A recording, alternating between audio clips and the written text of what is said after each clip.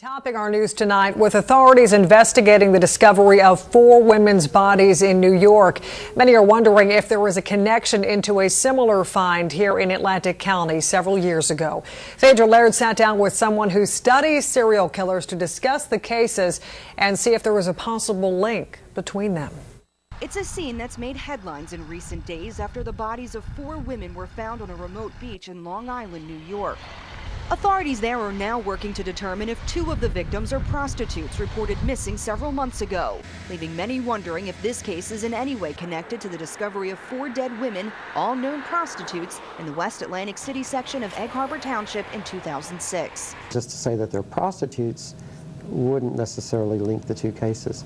Serial murderers typically choose prostitutes and dancers and escorts as their victims because they're so available and vulnerable. Feared among the dead in New York are 24-year-old Shannon Gilbert and 22-year-old Megan Waterman, who bear a striking resemblance to 2 of the Atlantic County victims, Kim Raffo and Molly Dilts. Dr. John White, a psychologist who studies the behavior patterns of serial killers, says it's not enough to connect the cases. They do look alike. I mean, these 2 and these 2 do look alike. There is a resemblance, and that may mean something, but it's just too early to tell at this time.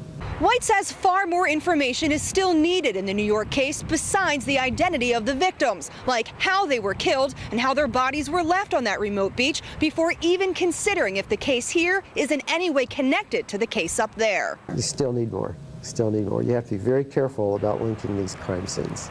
In a statement, the Atlantic County prosecutor said that they have been in communication with authorities in Suffolk County, New York, while continuing to investigate the quadruple homicide here. Even though more than 4 years have passed, White says he's hopeful that the Atlantic County killer could be caught. In many serial murder cases, it's taken longer than 4 years, 5 years, 8 years to catch the perpetrator. So I'm still optimistic. In Atlantic County, Phaedra Laird, News Channel 40, NBC.